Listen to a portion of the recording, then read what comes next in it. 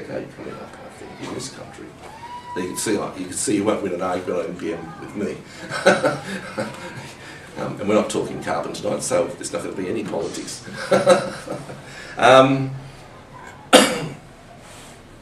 This is the deep point, and it comes from communication theory now, that media, when it becomes so close to us, not this alien mass structures that Murdoch rules, when it becomes, in television and print, remember, it's not just print, but when it becomes very close to us, when we have access to it, when it's person to person, person to group networks, I believe the evidence from theory is that this is a wonderful tool for self-understanding and self-knowledge.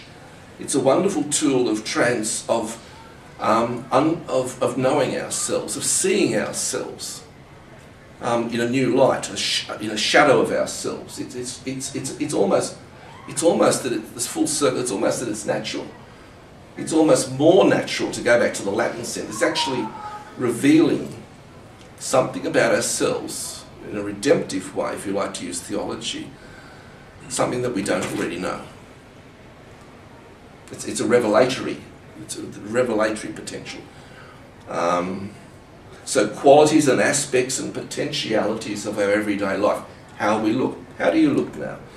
What are your gestures? You know, the parts of our being that are almost imperceptible within our natural life, which isn't natural at all, it's highly structured, highly limited perceptually, that we now have a medium that we feared in 1960 but it's changed. The reality's changed, and now we have a medium that's close to our being in the Latin sense of the word, and I think in the sense of spirituality that Jesus was on about. You know, it's a spirituality that's close to the everyday.